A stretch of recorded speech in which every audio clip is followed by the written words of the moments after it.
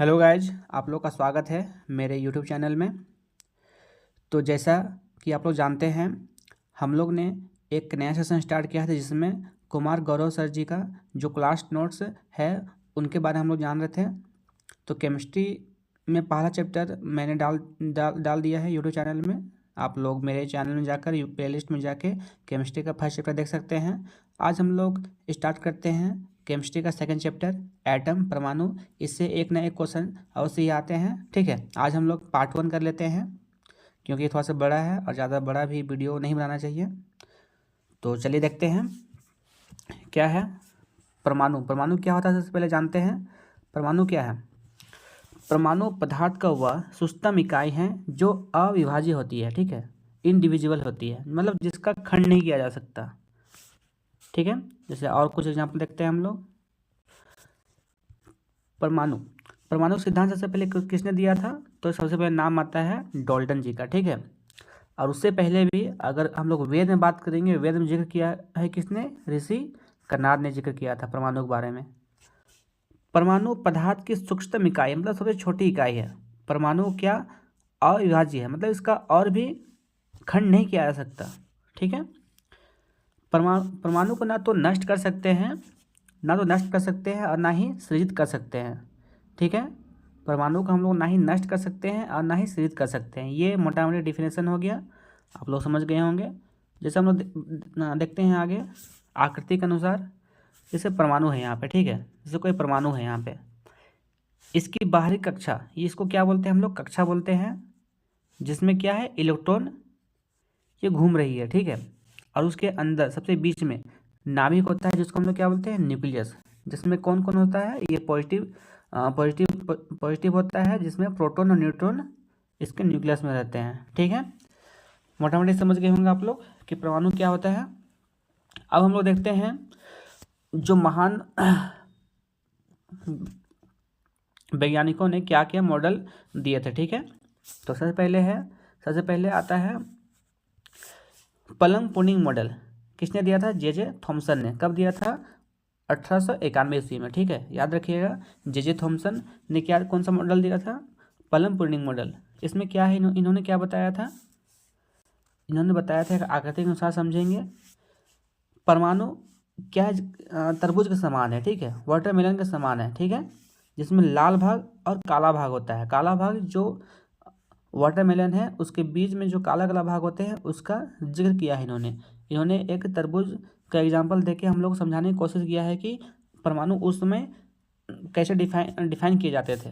ठीक है, तो उन्होंने बताया कि जो लाल भाग होता है वो धनावेश होता है, पॉजिटिव भाग। ठीक है, जैसे वाटरमेलन में जो लाल भाग होता है वो धनावेश होता है, और तरबूज के यहाँ बीज लिखा गया है, बीज होगा। तरबूज के जो बीज होते हैं उसमें नेगेटिव चार्ज होता है। ठीक है, इन्होंने ये देकर समझाया, लेकिन ये असमर्थ रहे। सेकंड वैज्ञानिक स्वर्ण पत्र मॉडल। ठीक है, किसने दिया था स्वर्ण पत्र मॉडल? इसको दिया था रदरफोर्ड ने। नाम याद रखिएगा, स्वर्ण पत्र मॉडल किसने दिया था? रदरफोर्ड ने। ठीक है, देखते हैं इन्होंने क्या बोला था। तो सोने की 100 नैनोमीटर मोटी परत का उपयोग करके इन्होंने एक एग्जाम्पल के रूप में बताया था कि इन्होंने एक्सपेरिमेंट किया था। क्या किया था?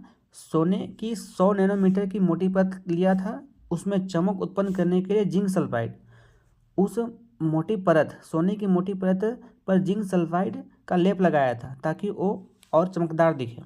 ठीक है, और उसके बाद इन्होंने क्या किया था?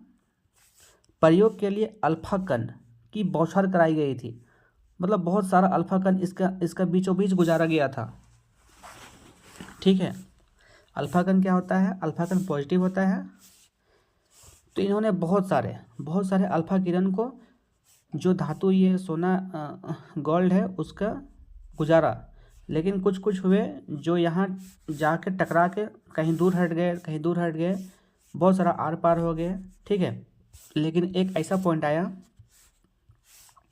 जब जो किरण गया था उसके न्यूक्लियस, मतलब बीचों बीच टकरा के वापस ही वही दिशा में आ गया। तो इससे पता चला, क्या पता चला? देखते हैं। यहाँ बताया भी है कि अल्फा कण विक्षेपित डिवाइडेड परमाणु के मध्य भाग में धनावेश। इससे क्या पता चलता है कि परमाणु का जो एक किरण वापस उसी दिशा में आया, तो इससे पता चलता है कि परमाणु के बीच भाग में मतलब मध्य भाग में क्या है, धनावेश है।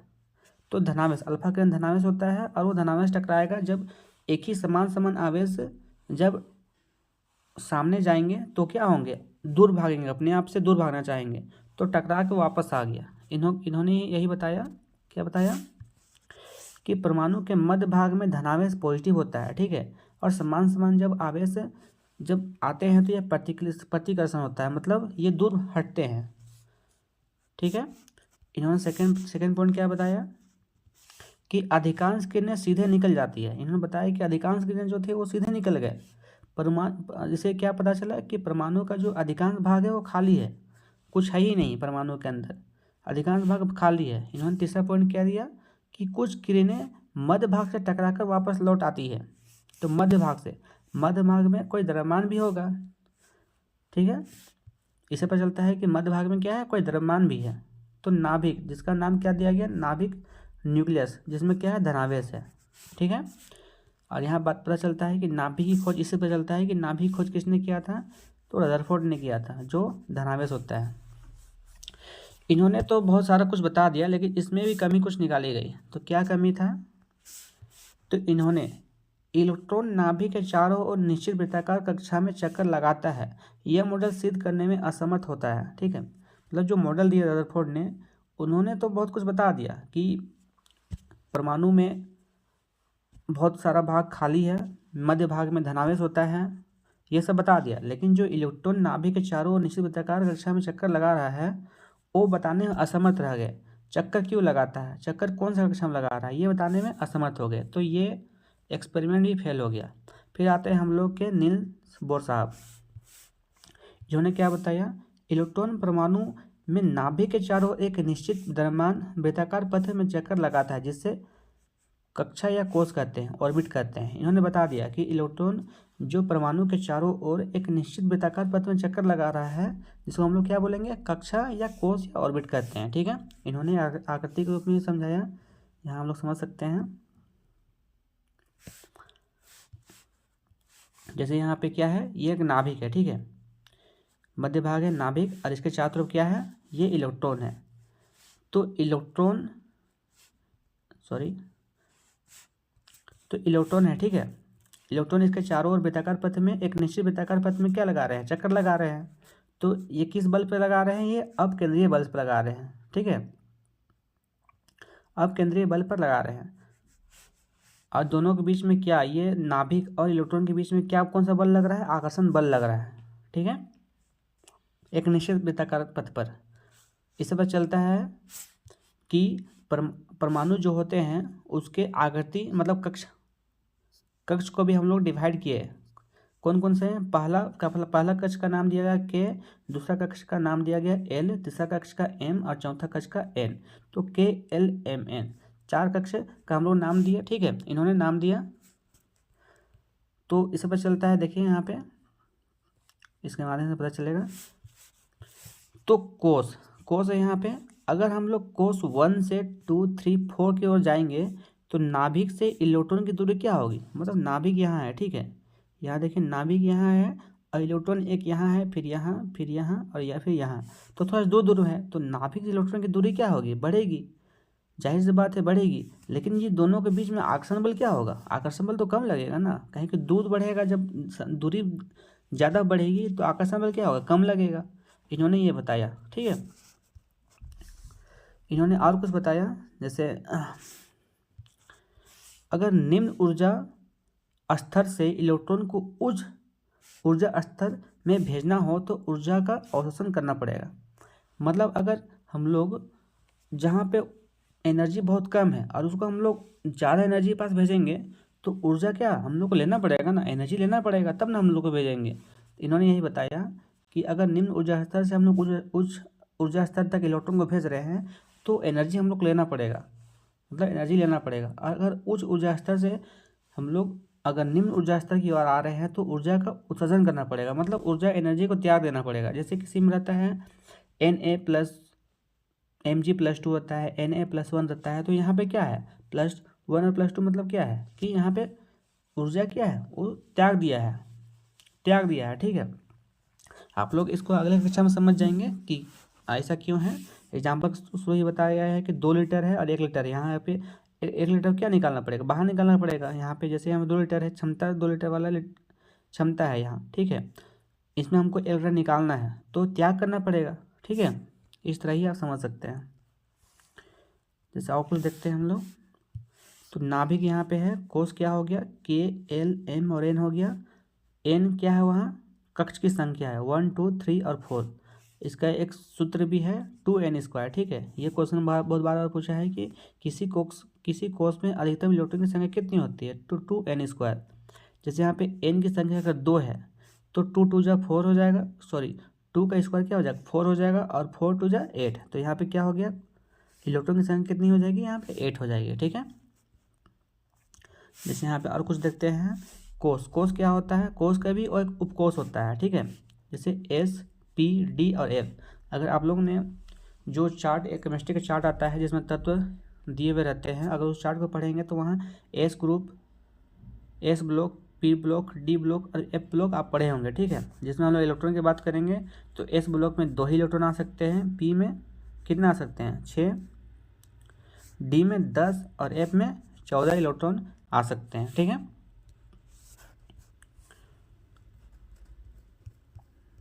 सॉरी,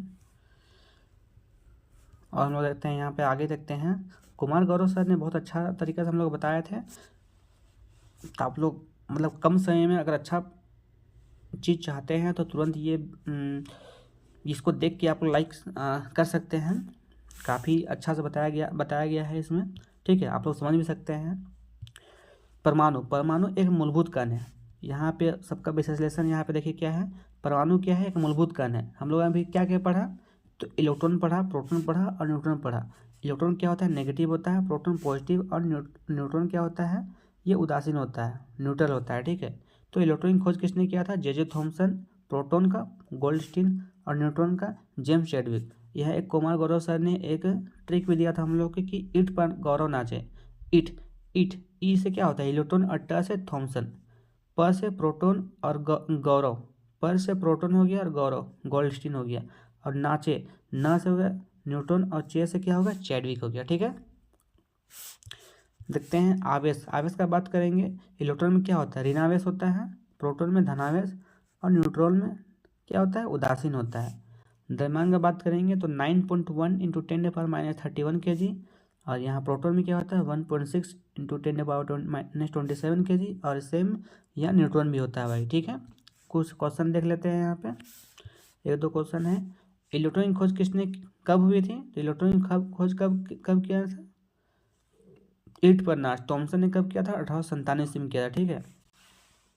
प्रोटॉन का भार किस तत्व के बराबर होता है, तो प्रोटॉन का भार किस तत्व के बराबर होता है, तो हाइड्रोजन के बराबर होता है। ये क्वेश्चन पूछा भी गया है, ठीक है। ये फॉर्मूला याद रखिएगा, इलेक्ट्रॉन भार क्या होता है, 1/1800 इंटू हाइड्रोजन का भार, ये, ठीक है, इतने के बराबर होता है इलेक्ट्रॉन का भार। सेकंड क्वेश्चन देखते हैं,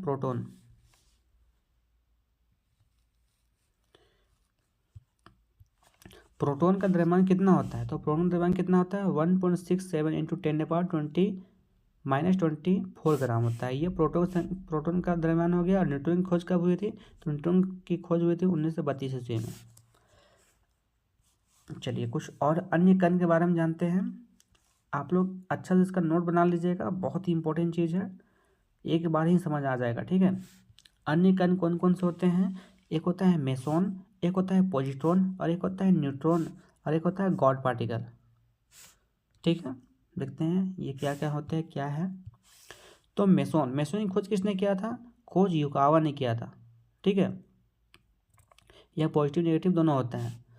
और पॉजिट्रॉन की खोज किसने किया था, एंडरसन ने किया था। इसका ज़्यादातर क्वेश्चन पूछते हैं कि इनकी खोज किसने किया था, ठीक है। तो आप लोग खोज कम से कम याद रखिएगा। तो पॉजिट्रॉन से पता चल रहा है पोजिम और प्लसट्रॉन, तो पॉजिटिव और इलेक्ट्रॉन, मतलब इलेक्ट्रॉन क्या होता है, पॉजिटिव होता है, ठीक है। द्रव्यमान होता है इलेक्ट्रॉन के बराबर, आवेश और धनावेश। आवेश क्या है? धनावेश है, ठीक है। यहाँ तक क्या है? आवेश धनावेश है। न्यूट्रॉन बात करेंगे, पॉल्बी ने खोज किया था, आवेश रहित होता है, मतलब उदासीन होता है। न्यूट्रॉन से पता चल रहा है, न्यूट्रॉन बोल रहे हैं। न्यूट्रॉनो की खोज किसने किया था? पॉली ने किया था, जो आवेश रहित होता है, बहुत कम द्रव्यमान होता है, ठीक है। और कुछ यहाँ इंपॉर्टेंट है, बहुत कम द्रव्यमान होता है इनका। और प्रयोगशाला INO इनका कहाँ प्रयोगशाला है? अभी वर्तमान में इंडिया बात करेंगे तो प्रयोगशाला कहाँ है? INO, इंडियन न्यूट्रिनो ऑब्जर्वेटरी, ठीक है। ये कहाँ है? थैनी, तमिलनाडु में है, ठीक है। याद रखिए, करंट का बन सकता है क्वेश्चन कि INO का मुख्यालय है अभी कहाँ है? वो थैनी, तमिलनाडु में है। नेक्स्ट बात करेंगे गॉड पार्टिकल। गॉड पार्टिकल क्या होता है? ब्रह्मांड का मूलभूत कण। इसकी खोज किसने किया था? पीटर हिग्स ने किया था, पीटर हिग्स ने और सत्येंद्रनाथ बोस ने। इसको हम लोग क्या नाम से जानते हैं? हिग्स बोसोन के नाम से जानते हैं, ठीक है। तो ये हम लोग का आज पार्ट 1 केमिस्ट्री का सेकंड चैप्टर का पार्ट 1 हो गया है। अगले चैप्टर में हम लोग समस्थानिक, संभारिक, आइसोटोप, आइसोटोन ये सब पढ़ेंगे, ठीक है। तो ठीक है, आज के लिए बस इतना ही। अगला वीडियो बहुत ही जल्दी आ जाएगा, आप लोग अच्छे से देख लीजिएगा और उसका नोट्स कर लीजिएगा। और अच्छा लगे ये कंटेंट तो लाइक और सब्सक्राइब जरूर कीजिएगा, ठीक है।